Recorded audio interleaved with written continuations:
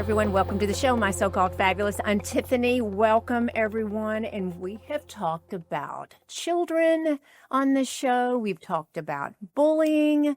We've talked about children's growth and everything, birth order. But we've not talked about this. And the other day I had an aha moment.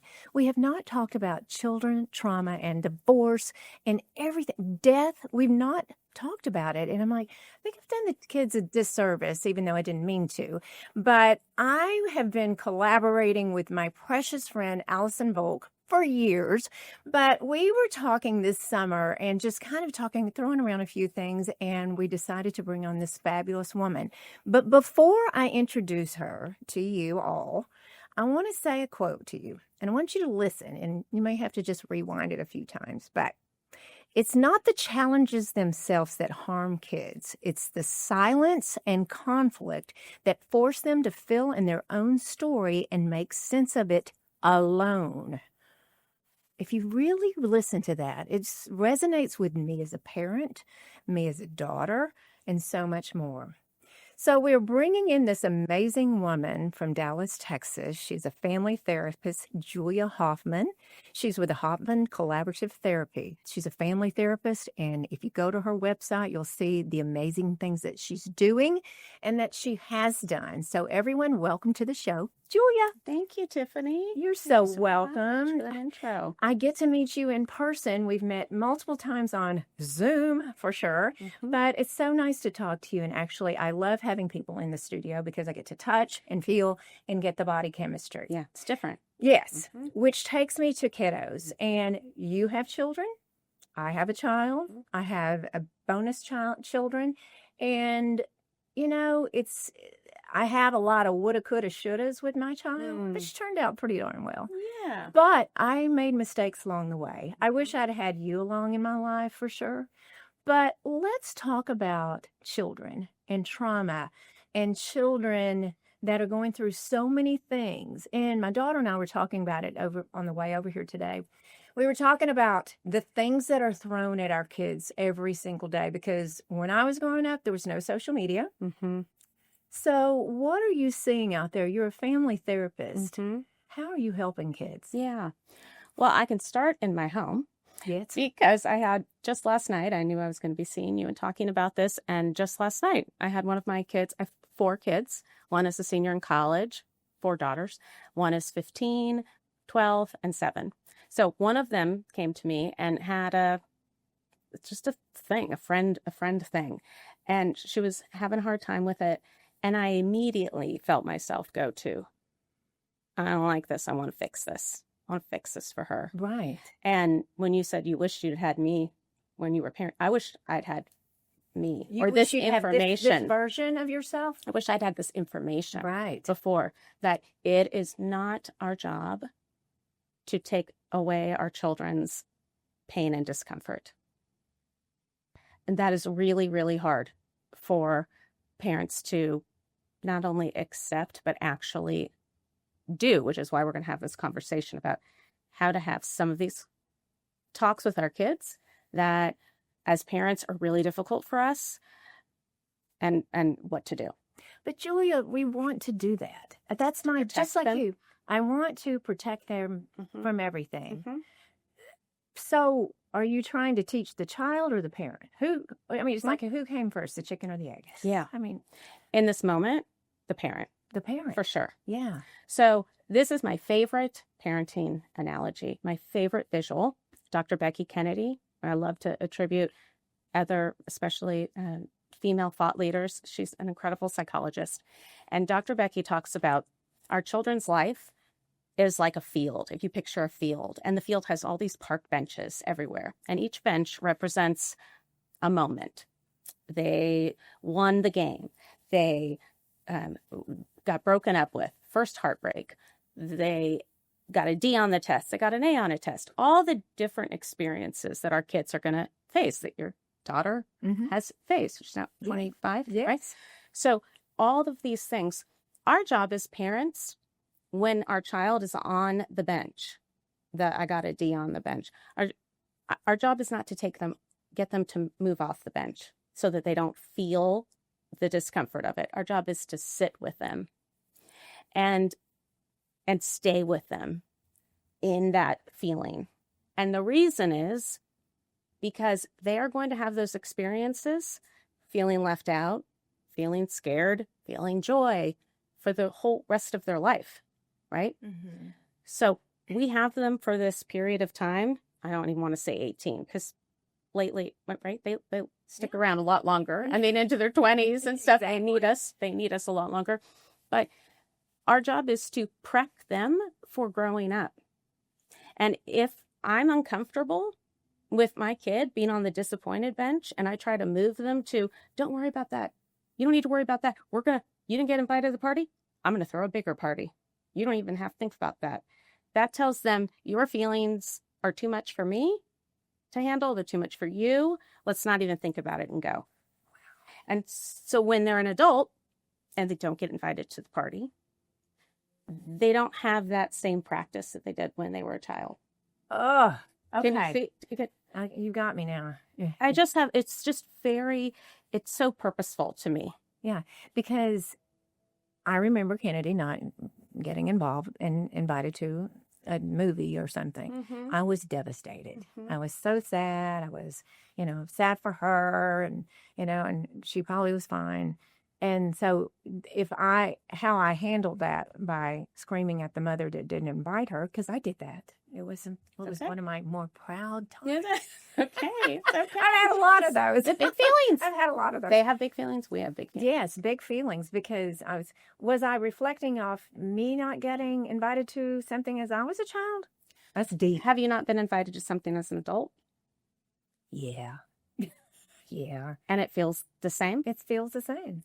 And I'm not going to ask specifically about your parents, but when we have a sense of that this feeling is okay, mm-hmm.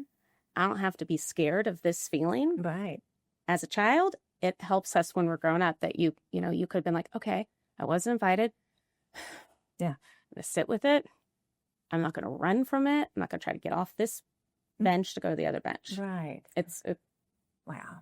Because I was, do they use this term anymore? Helicopter mom?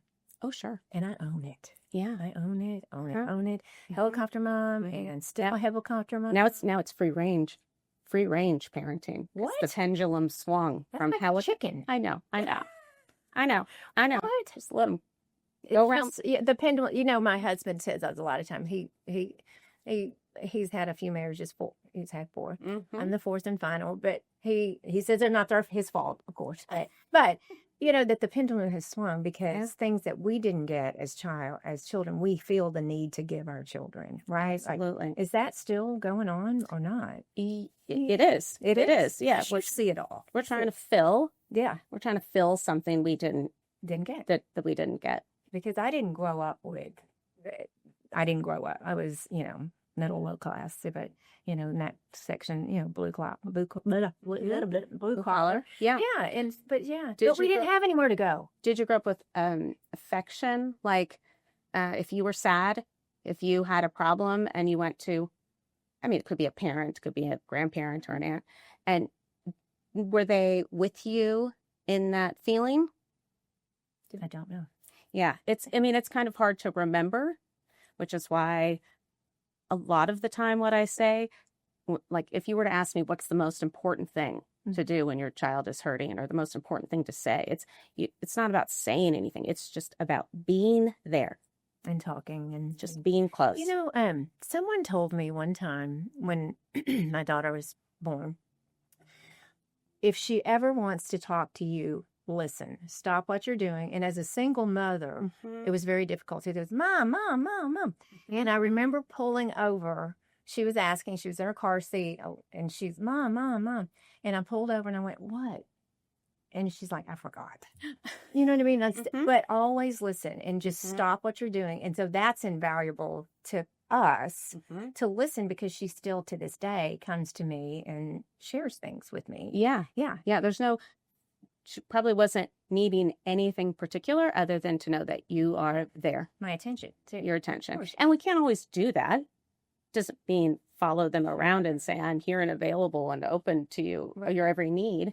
But especially when they're hurting or there's discomfort or sadness, something hard, having them know that you're there. So, Julia, you and I talked on our Zoom calls and collaborating on what we're talking about. And you've been through divorce. I've been through divorce. And I always wonder, did we do it right? You know what I mean? Like, oh, what did you say the other day? You said, your weekend, you had a kidless weekend. Oh, I wish all happily married couples with children had a divorce schedule. Yes. Because there really is some sharing with another house. So a 2-house family, it is, you get to rest, you get a break, you get there's so many. That's I could go a whole episode on the benefits for children of divorce, which people have conflicted feelings about, but I can just speak to the people that I've worked with and my own children. They can't imagine life not like this. Sure. And I think you probably would agree too. I was not a good mother when I was married to their dad. I was not a good mother because I was not a good wife, because I was not happy. Yeah. And I am a very, very different parent now, and also very different co-parent with him. Right. Very different, because I'm happy. So that's what kids need. Right. It's not about how many homes. It's about, do I feel safe and loved in this space? Because if the parent's happy, then the kids are happy, right? Yes. Should be. Mm-hmm. Right. So let's go to divorce, because there's a percentage of the number of people that are divorced. Well, I always just think half, but I think it's like 35%. It's a lot. It's a lot. A lot of us. So the children, I have friends. I had a healthy divorce. Yeah, good. I think, was it always easy? No, heavens no, and nothing's always easy. But a healthy co-parenting divorce, and I love my ex-husband. I mean, he's one of my best friends, and I think that. Well, I know I see friends right now going through. They're not speaking, and they have to choose. And how do you train parents to just freaking behave? Do you do that? Can you? Well, I love how you said that. Right. Maybe I'll try that. Just freaking behave. Right. Because it doesn't always happen. There's so many different. I'll just start with that divorce is not the problem. Divorce does not hurt children. Who hurts children? The parent. Yeah. Okay. The conflict. The conflict hurts children.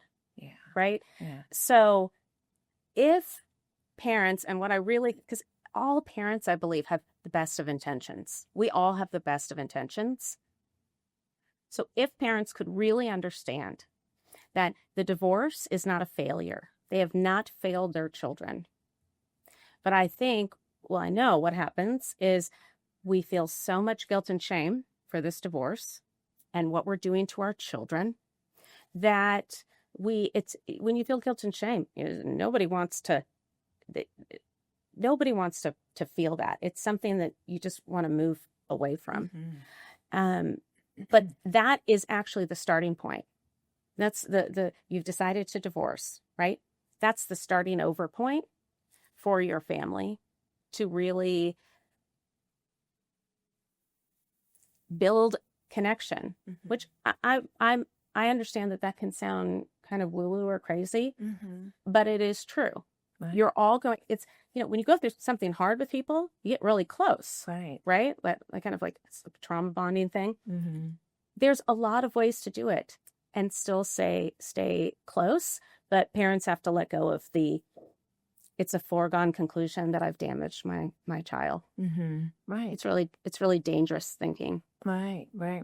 I remember my child saying, divorce is great. I have 2 houses. I have 2 Christmases. 2 Christmases. Yeah. It's great. It's great. I'm like, wait. Don't let that be, don't let it be the bar here. But again, didn't handle everything well. But for sure, of handling, decided to keep things away from her and not, our differences and things the reason why we were divorcing. Mhm. So, but again, didn't do it perfectly, not at all. And angry and sad and all and mad and all Good. those other things. Good. But, and then you look at people. I told you the other day, I saw a woman, I said, I am so sorry you're divorced. And she said, no, congratulations, I'm divorced. Yeah. Which was huge to me, Mhm. right? Because that's what we typically say. I'm so sorry this didn't, whatever. Mhm. So, but how are the children and maybe Mhm. they're handling the kids perfectly, right? Or is it perfect? Is anything perfect? No. And you said a couple times, I didn't do it perfectly. I didn't do it perfectly. Mhm. And I see your beautiful daughter here, if I can say that, Right. and you're very, very close. Mm-hmm. So you didn't do it perfectly, and yet you have a good relationship. Do you It's have a sense of, why it's that is? called Catholic guilt. Oh, amen. It is. 16 years of Catholic school. I can hold on to that. Yeah. Catholic guilt. And so you, Feel guilty for everything. Yeah. overcompensate. Is that what you're saying? Yes. Oh, yeah. I mean, My 12-year-old, I was told her I was doing this podcast, and I said, what would you say? How do you have a hard conversation with a kid? First thing she said was, well, just rip off the Band-Aid. Don't fluff it up. It's very hurt. But the second thing she said was interesting. She said, don't bribe them. And inside I went, oh, yeah. Yeah. Because that definitely, I'm guilty of that. You did it. I'm guilty of that. Yeah. But I love that you said I didn't do it perfectly, but now it's okay. The repair, repair isn't about conversations, but I think it is. The most important conversation you can have with your child is a repair, which is saying, I made a mistake. Yeah. Oh, when I yelled at Dad, when I yelled I was so upset, and I yelled at him, and I should not have done that in front of you. I should have stepped in the next room, or, it's okay to yell, but I didn't want to do that in front of you, and I'm really sorry. Right. And what that does is teaches our kids that they don't have to be perfect either. Right. Right? We don't want to raise kids that think they have to be perfect. And then when they're on the I messed up bench, it's devastating. Yeah. So we are modeling for them. And so I think nothing is not repairable with parents and kids. Nothing is not repairable. Nothing. Nothing. If I heard once, that was your mother, my mother's passed. Is your mother alive? Passed. Okay. Well, if your mother was still here, my mother was here. If your mother was here and she said, Tiffany, I've been thinking about that one time that I said that to you, and how I'm really sorry. I can't let that. I'm so sorry. And I want to hear what that was like for you. Can you tell me about it? Right? Yeah. It would mean everything. Yeah. Yeah. I mean, she wouldn't have done that. She wouldn't have done that. She wouldn't have done that because she didn't know how. Right. But this is why it's important information. If right. we can go to our kids and say, I didn't do that right, and I am sorry, and I want to know, tell me more. Yeah. And then, like you said, shut up and listen. Mm-hmm. It means anything. So it's never too late. It's never too late. Well, you brought me to tears because it's hit. Yeah. And it makes me want to go. Daughter go, I'm so sorry. Oh, look at your daughter just threw you a tissue. Isn't that? She just. Is there a little note on it about suck it up? What you need to repair or something? Kennedy just walked in and threw this to me. It's never too late. Yeah, but I grew up with hard parenting. Yeah. Very hard parenting. And meaning not that emotional. Right. Oh, yeah. Strict, not that emotional. But so I think that I assume that you deal with people that want to do their parenting the same as they grew up, and the parenting that was different than you grew up. So you have two sides of the fence, perhaps, or just say, is that true? It's a great way to say it. Yeah. I want to be just like my parents. We either do what we know or didn't like that, so do the opposite. Do something differently. We do our best. Exactly. We do our best. I do see some friends that have that try to recreate their families, and then, they may have bumps in the road. Like if their family had 6 kids, I'm going to have 6 kids. And, you know what I mean? So it's just interesting to watch parenting. And this podcast, bringing people, talented people and knowledgeable people like you on and sharing with everyone that perfection is not real. Jesus Christ was not perfect. That's I'm right. going to go religious on everybody, But he wasn't. He wasn't. So yeah. And he did not expect us to be perfect to love us. This is true. This is true. Why do you think parents avoid these conflicts and conversations? Why? Why do you think, without getting too personal, but what do you think your parents did? Well, my mom, when I started my period, she just put a box of Kotex on and that was it, and walked out of the room. So. Not my kid. Ooh, we had a PowerPoint on it. Yeah.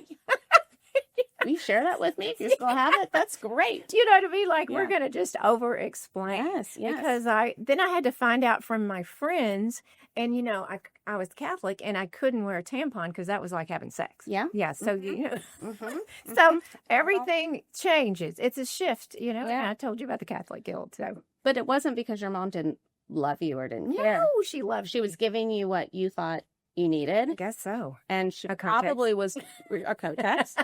And she thank God we've created different kinds and different other things. More comfortable. There was a damn belt involved too, like the pad with the belt. Yeah, like you had to wear it. Like it wasn't stick on. That's how old I am. It's not how old you are. It's just how creative it was at the time. It's just creative. But it was not because your mom didn't care. It was because she probably didn't want to make you uncomfortable. Right. That's a good point. Yes. Because she felt uncomfortable. Right. And nobody ever had that conversation with her. Your grandmother did not sit her down and say, I want to tell you about this really amazing thing that happens to our bodies. So this can be kind of strange, but kind of cool. And but here we go. Yeah. And those kind of conversations are best. Those are the kind of conversations. Anything that you think your child will be kind of uncomfortable with, or grossed out by, or have them on a walk, have them in the car. Right.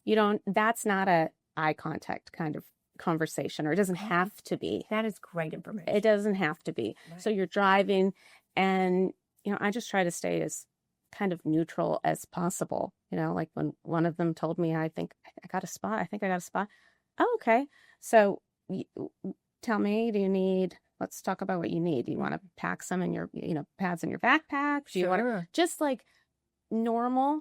But also when you're not looking directly at them, it's a little bit less. Okay. Not threatening, but intimidating. That's right. That's right. Yeah. So some of those would be times like anything like that, like getting your period, or something they may feel shame about. Mm-hmm. Yeah. Something that someone feels shame about. Your kid might feel shame about. Try. I might have told you this when I started the podcast, and then it's January of 2020, and then what happened in 2020. And so I was my own guest, but Brene Brown was kind of my mentor from afar. Like she doesn't know who I am, but it was the shame and guilt. There were so many shame and guilt. It was and that's the two strongest emotions. Is that still a thing? Yeah. Shame. Guilt is I feel bad about doing something. Shame is I am bad for doing something. Yeah. So those and the shame is like we were talking about with divorce. Yeah. Shame is just. I give this example. It's a weird example, but it's one you can't forget. I get really weird if I have a zit. Okay, if I have a zit that like picked at or somebody sees it or whatever. I even in my home with my family, I'm so uncomfortable. Like if somebody points it out or somebody sees it, or I think they're looking at it or something, because maybe I did something to it, or I'm so. And so I kind of get, can I say bitchy? Yeah. I kind of get bitchy. Yeah. Like when I feel bad about something about myself, I kind of get bitchy. Right. That's shame. Okay. And I think that is why in these hard situations with parents, with divorce, with different things, they do not feel good about themselves. Mm-hmm. And so they're not projecting their best self because they're Right. they're ashamed, right? Right. So that one is, it's like if I could snap my finger and fix one thing, it would be to remove so much of the shame that we all feel. For sure. For all of us. For all of us. For all of us, for sure. Mhm. You know, Mhm. the shame that I felt many, many years ago for being divorced or whatever and didn't talk about it, the damage that was done to myself, to my inner self was just not good. So let's talk about the parents that are contemplating or dealing with this divorce with their kids. Let's say they haven't told them. Mhm. Have you coached people on how to tell children? You've done it. I've done it. All the time. All the time. Yeah. That's usually when a couple comes to me, that's the impetus. That's the, how do we tell our kids? How to. Hmm. And is there any guidance you can get other than they need to sit in your office and talk to you? But is there any guidance you can give? Because I get this a lot. Yeah. I have words and I will give the words before you do the words, before you say the words to them. It really is having a conversation before, if we're talking about divorce, together, and getting on the same being on the same team as much as possible for your kids, which means what do we want to say to them? What do we not want to say to them? What questions are you maybe uncomfortable with? What do we need to think about, right? You need to sort of have to plan together so that you can go in, because if you go in and talk to your kids and you are not together on it, they can sniff that out very easily. Mm-hmm. And it's really important for them to be able to see the two of you and know you're still my parents. Right.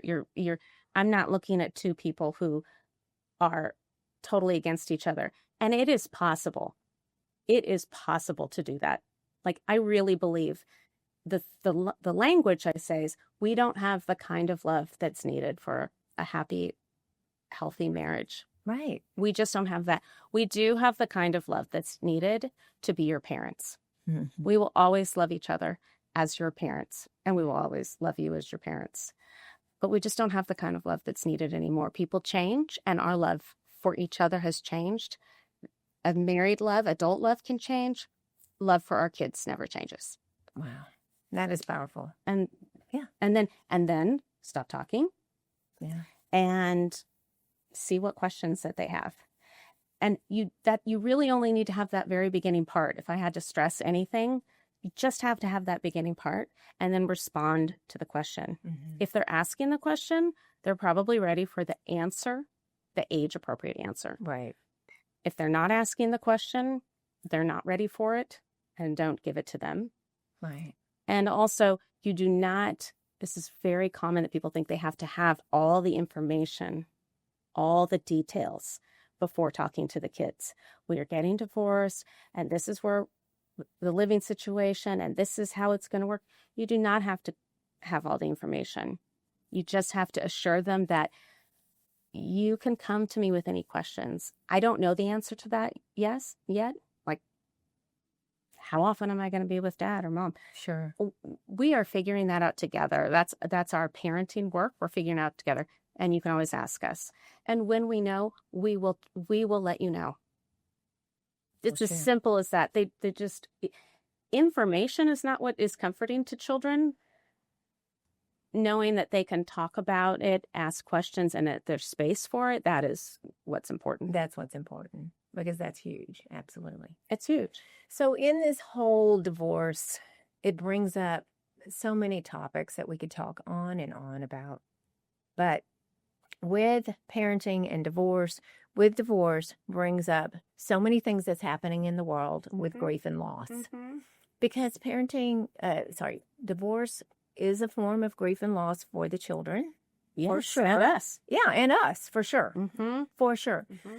So dealing with grief and loss in this world with the kids right now, with so many experiencing so many different things that's thrown at them every day. You and I didn't have social media growing up. We weren't thrown with things we don't even know about. Yeah. Just that we weren't experiencing. It wasn't even in our town or in our community. How do you talk about grief and loss with these children? Yeah. I talked to my 7-year-old yesterday about suicide. Wow. My 12-year-old had a suicide lesson, and we also knew about a family, and the word came up, and so we were talking about it. Grief and loss for kids, probably the most important thing is honesty. It is that kind of don't fluff it up. So, my mother-in-law lived with us for a year before she was diagnosed with ALS, and we took care of her, and she died in our home, in hospice in our home. And the kids were there. The kids watched this whole process, and they went to school that morning, the day she died, and we said, I don't think Nana's gonna. I think Nana's probably very close to dying. What do you want to do right now? Do you want to go in and see her? Do you want to write a letter? Do you want to draw a picture? I'm going to be with you. What feels right? Right. So I think it's really important to make them a part of the process. Like, don't be afraid to make them a part of the grief process. Usually it's not that close where somebody is dying right there in your home, but it can be. Sure. Especially with a pet or something like that. Yeah. So you're not using words like they went to, you can say they went to heaven. I believe in heaven. Sure.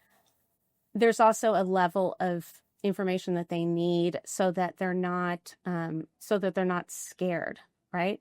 Like, they were really sick and they passed. Well, what happens when I'm really sick? So telling what happened and then reassuring. They were sick and they passed away, and I feel really sad. And I can see that you're crying. I can see you're really sad. Right. And that's okay. That's normal to feel this way.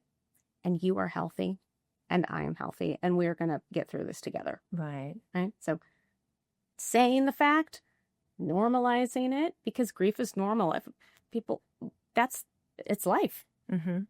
Yeah. It's life. We don't have to shield our kids from grief. Trauma is different. That's another episode. Sure. But grief is really normal, natural, and important. It's important because we don't grieve what we didn't love. Right. Yeah. And grief and sharing with kids and, preparing my child for my death, it's a frightening, like, how do you do that? So it has to be lessons along the way, right? You know what I'm saying? Like, yeah. It's just the things you think about when you turn 60. Yes. Well, all these things are preparing, like, in a way, for our death, right? Because we are teaching them how to be an adult, and not be. Now, I was on a podcast a few weeks ago, and she said, "What is one thing you want to leave your children?" And I said, I would love to leave them the feeling that they are going to be okay without me. Yeah, that they don't need me. They are their own person.